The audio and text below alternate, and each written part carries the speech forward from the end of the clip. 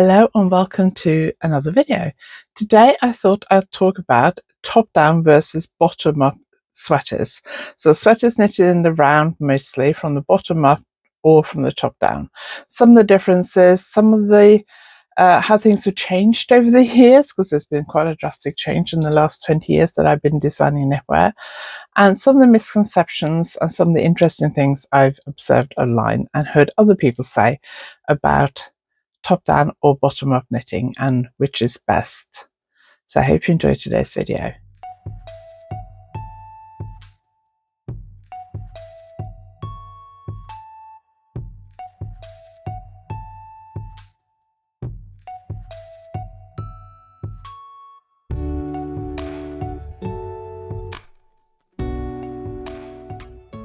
If you're new here, my name is Anniken. I design knitting patterns. I teach knitting workshops online and in person, and I sell yarn through my website YarnAddict.co.uk. If you like this video, please give it a thumbs up, and if you haven't subscribed yet, please consider subscribing. When I first started designing here in the UK and teaching workshops about 20 years ago, when I talked about knitting in the round, a lot of people were, I would say, slightly terrified.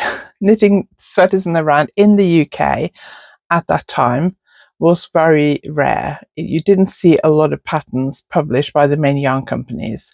And at the time, and we're talking before the start of Ravelry here, so there were designers publishing independently online, but because we didn't have Ravelry, it was a bit more difficult to find those patterns, and it was more difficult for designers to find places to sell their patterns as an independent freelance designer. So most patterns were probably bought through yarn companies or in books or in magazines. And there was very much everything is knitted in pieces and sewn together. Coming from Norway, I was used to knitting stuff in the round because most colourwork sweaters in Norway are worked in the round, but they are worked from the bottom up, and you knit it as a tube to the shoulders, and then you cut a hole for the armhole, and then you knit the sleeves in the round and sew them into the armhole. So that was the way I was used to knitting sweaters. And I remember the very first sweater pattern I tried to knit from a British pattern, which was for my daughter when she was a toddler, I guess. My oldest daughter, who's now 30. So yeah, toddler. Yeah, it must have been a toddler, because I think it was before my youngest daughter was born. And yes, so nearly 28 years ago, maybe, something like that. And I went into the local yarn shop and I picked up this pattern, which was worked in pieces. And because it was a baby or toddler pattern as well, it was all quite small. And I don't think I ever finished it, because I was very confused about knitting stuff flat and having to seam it, especially because my sewing up wasn't very good. Luckily, my sewing up has improved a lot since then. But as I started designing for magazines, I got used to knitting stuff in pieces. I used to read a lot about designers saying that stuff knitted in pieces is superior to stuff worked in the round because the seams gives it structure. And I do agree with that to a certain extent, but I don't think there's anything wrong with knitting things in the round. And then things started being knitting in the round more, and knitting things from the top down became more and more popular. When I first started teaching my top down workshops, I do 2 top down workshops, one for raglan and one for circular yoke. And when I first started teaching them, a lot of people were taking them because they hadn't worked stuff top down before and they were a bit nervous about it. Recently, I read something on, I think it was Reddit, about people who, younger knitters who learned to knit in the last, say, maybe 5 or 6 years, who are terrified of knitting stuff from the bottom up because they've only knitted sweaters from the top down. And I think that's probably due to the popularity of designers like Petite Knit, who does a lot of top down knitting. So I thought it'd be interesting just to talk about how things have changed, because obviously there's been a drastic change in the 20 years I've been involved in the yarn industry here in the UK. So my mum's been knitting most of her life, probably like me, learned to knit as a very young girl. Don't remember learning to knit, and she's done a couple of petite knit patterns in the last couple of years. And the first one, she was like, oh, it's top down, I've never done that top down before. And I was like, just fold the pattern, it's fine. I had to help her with the short rows and things because she hadn't done those either. But it can be a bit scary when you are not used to certain constructions. I do think it's a good idea to challenge yourself to work different construction methods, so you don't get stuck in a way of just knitting sweaters from the top down, just from the bottom up. They have to be seamed, they have to be seamless. styles, because different construction methods suit different types of designs. And I think that's the thing that a lot of people now are like, I'm only knitting top down, I'm only knitting in the round, I'm only knitting everything in one piece. And I do think it limits your options a little bit. I do think it's important as a designer to choose the right construction method for the design. And I think it's important as a knitter to trust that the designer has chosen the right construction method for that design. Okay, if you hate sewing up and you only want to knit stuff in the round, fine. But you are cutting out a lot of patterns doing it that way. There are certain designs where seams might be desirable to give it a bit more structure. And also, like I did recently, a cardigan, which was worked back and forth. And I basically did it flat in pieces because I thought otherwise you've got to, because it was working in stocking stitch back and forth because it was a cardigan and I didn't want to steek it. So it was basically, if you knitted it in one piece, you would have had to go all the way from one front all the way around to the other. And a lot of people also don't like purling. So that would have been very long purl rows. So I thought if I break it into front, one back, and knit it in pieces, the sleeves were knitted in one piece and picked up and knitted in. But I thought that just might be a little bit easier for people who like to knit on the go and things like that. That's one of the main disadvantages of knitting stuff in one piece in the round, is the fact that you end up, by the time you finish the sleeves, you end up with the whole sweater drag around, and that can be a little bit frustrating, especially if you like to knit on the go, or in the summer if you're knitting outside in the sun and it's warm, because you end up with a big pile of knitting in your lap as you're working on it. So which is best, top down or bottom up? They both have pros and cons. One of the main advantages of knitting top down is the fact that it's easier to try the sweater on as you go. You can, once you've done the shoulder area, you can literally pull it over your head and try it on. You may need to block it before you do that to get an accurate reflection of how big it is. Like I'm working a piece at the moment, a sweater for myself, which has a eyelet pattern, and it does stretch out quite a bit when I block it. So to get an accurate feel for how big it is, I do need to block it before I try it on, because it won't be as wide or as long before I blocked it. So each time I try it on for fit, I block it. If you're knitting top down, the most sensible times to try it on is to make sure fairly early on, after about 10 to 15 centimeters probably, to make sure it's the right width. So whether you're having it sort of shoulder width with set-in sleeves or dropped shoulders, you want to make sure if it's dropped shoulders, it's not coming out, way too far on your arm, for example. Also, when you get to the underarm, whether it's a raglan, circle yoke, or you knit the front and the back separately, but in one piece, so you'd knit the back first, go back to the shoulders, pick up stitches, knit the fronts to the bottom of the front neck shaping, join it, knit it in one to the underarm, then join the front and back. Whichever way you knit it, if you're knitting in the round from the top for like raglan or circle yoke, then you knit till the underarm and then you split the stitches for the body and the sleeves. At that point, it does make sense to try it on, because you can then check if your yoke depth is long enough and it's hitting your underarm where you want it to, and it's not right up in your armpits or halfway down to your elbows. So that's a good time to try it on.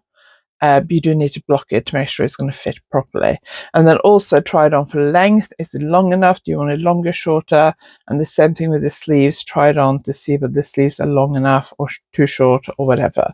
You can also determine this by measuring, of course, but it is easier when it's on your body, I think, to get an accurate feel for how it fits. You can try on a bottom-up sweater as you go. It's more difficult with one that's knitted in pieces, obviously. You can get someone to hold the back piece up against your back and see how it measures up, obviously. It's probably easier with a piece that's knitted flat to measure it rather than try it on. But for a sweater that's knitted in the round from the bottom up, you can try it on to a certain extent, but it's not as easy as it is with top down. Because the top down, once you've done the shoulder area, it kind of hangs from your shoulders, like all sweaters do when we wear them. And that makes it easier to try it on. With a sweater knitted from the bottom up, you have to, for example, if you get to the underarm, you want to make sure the body is long enough. You have to kind of hold it up or get someone to help you hold it up so you can get an idea for how big it is and how it fits you. You could also pull it around your body to make sure the width is the right width, for example, or the circumference is big enough to fit you without too much ease or too little ease. Ease is the difference between your measurements and the garment's measurements, so whether it's loose fitting or tight fitting or whatever. So you can do that with a garment that's knitted from the bottom up, but it is a bit more difficult to do it. So if you like to try stuff on as you go, I think top down is the way to go. A few other things is the orientation of the stitch pattern. Does the stitch pattern work in both ways? A stitch, when you knit stocking stitch, is basically a V shape, and the V shapes put next to each other creates like a zigzag. So you will get the V shape when you knit bottom up or top down, really. But where you really notice the difference is when you do colour work. If you're doing stranded colour work, fair owl knitting, that kind of thing, the coloured stitches creates a V, and if you only have one stitch on its own, it will look like a V shape. If it's top down, it will look like a upside down V, or like a cone. So there is a difference, and I have heard experienced designers who do a lot of color work saying that they don't think it works, or stranded color work doesn't work in top-down knitting because of the fact that the stitches look different. I think it's fine. Basically, it depends on what you're happy with. As a designer, I've done a lot of color work sweaters from the top down, especially circular yokes. I don't mind the look of the fact that my V's are upside down, basically, when I'm doing just single stitches in one colour. I don't like doing a lot of single stitches in one colour anyway, because they can be a bit funny. They can either be a bit bigger than the other stitches or a bit tighter depending on your float. So I think it's a little bit more tricky to make them look neat. But I have heard designers say that you can't do colour work top down because it distorts the stitches, i.e. makes them look like an upside down V rather than a normal V. I think where you have to be a bit careful is when you're mixing top down and bottom up. So I like to knit sweaters, especially for magazines. I've done a lot of sweaters where I knitted in the round from the bottom up to the underarms. Then I knit the front and back separately to the shoulders. Then I've drawn the shoulders by working a 3 needle cast off. Then I pick up stitches around the armhole and I knit the sleeves from the top down. And if it's a satin sleeve, I do short row sleeve caps, because I've done that so many times now that I can write the pattern fairly easily. The maths is fairly easy to work out, especially for the satin sleeve cap. If you do short rows, it's much easier than if you do the sleeves from the bottom up and you have to shape that kind of bell shape sleeve. That's quite tricky to do the maths for bottom up. Whereas if I knit it top down and I knit it into the armhole, I pick up stitches and knit it on, I can do short row sleeve cap shaping, and the maths is so much easier to work out, which as a designer is why I like that kind of construction method. You do have to be careful, because if I use a lace pattern, for example, on the body, I can't necessarily use that lace pattern on the sleeves because it will look different. Now, let me just see if I got one here I can show you. Yeah, let's show you this one because this looks different. So this is actually a shawl swatch from my Agnes shawl, I think it is. So this was knitted top down. There's the shawl, so it's knitted top down. So if this was knitted bottom up, the stitch pattern would go that way. If it was knitted top down, it would go that way. So it would look different. If you're not used to lace patterns, you may not notice that or see that, but it does look different. That's why on a lot of my sweaters that are mixing top down and bottom up knitting, i.e. the body is bottom up and the sleeves are top down, I will do a stitch pattern on the body maybe, but I might do the sleeves in the stocking stitch. And that is because it makes it easier with stitch patterns and give me more freedom to use stitch patterns on the body without having to worry about them working top down and bottom up.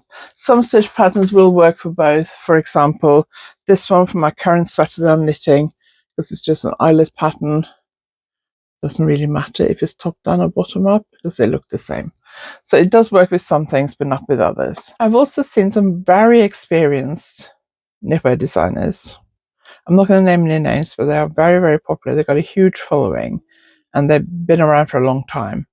And I know because of their tradition that they are used to knitting things in the round. But I heard them say in one of their YouTube videos that they said that top down, it was difficult to achieve a good fit if you knitted top down. And I don't really get that, because you can do the same kind of shaping knitting top down as you can from the bottom up. I can see some designers that say that having seams gives your garment more structure and reduces things like stretching and just gives you more kind of structural integrity. I can understand that. I can see the justification for that. But I don't see why bottom up should give you better shaping, better fit than top down. I don't really understand the justification for that. And I don't think they really explained the justification for it. So that's one thing that I don't really understand. Just like I don't think top down necessarily gives you a better fit than bottom up, apart from the fact that you can try it on as you go, which makes it easier. But both top down and bottom up sweaters can include circular yokes, raglan, drop shoulder, fitted sleeves, semi-fitted sleeves, any of that kind of stuff. The only thing you can't really do is sideways knitting. You can do short row shaping or not. You can use other shaping methods or not. So from that point of view, there is a lot of flexibility. Circular yoke, I was going to say circular yoke has to be knitted in the round. It doesn't, because there are circular yoke look sweaters that are sold in shops that are knitted in pieces and sewn together. And they're given like a look of a circular yoke, especially if it has a color work, but it actually has seams. I think that's, but for hand knitting, I would say all circular yokes are knitted in the round, either top down or bottom up. Raglan you can knit obviously in the round or flat. I don't really understand why you would knit raglan flat and do a seam. I think it's much easier to do it in the round. And obviously drop shoulder, fitted set-in sleeves, all that kind of stuff you can do either in the round or flat. So let me know what your preferences are and how long you've been knitting for. Have you been knitting for a long time and top down knitting is a bit of a mystery to you and you're a little bit scared to try it? Have you learned to knit fairly recently and you've only knitted sweaters top down and bottom up sweaters are a bit of a mystery to you? Or do you swap and change? Have you knitted for a long time, but you've tried top down sweaters even though they weren't where you kind of learned to knit when you first started knitting, but you tried them recently and you quite like it? Do you have any preferences? Top down, bottom up, knitted in pieces, knitted in the round? I will say for me, one of the main advantages of knitting something in pieces, because I take my knitting out and about with me quite a lot, is the fact that I'm not carrying around the whole sweater when I get to the sleeves. That is a big advantage. I can take out one piece at a time. Taking one sleeve out with me to knit on is a lot easier than taking 3/4 of a sweater with me out to knit on. So that is one of the advantages for me of knitting stuff in pieces. Having said that, you do then spend time on finishing, sewing up, and that takes time. So I do quite often now, especially when I do patterns for magazines, knit stuff in one piece just to save myself time on the finishing. Because the more time I take on a design, either the designing it, writing up the pattern, knitting it, finishing it, all that kind of stuff, the more hours I spend on the design, the less I get paid per hour, because I get a set fee for a design regardless of the construction.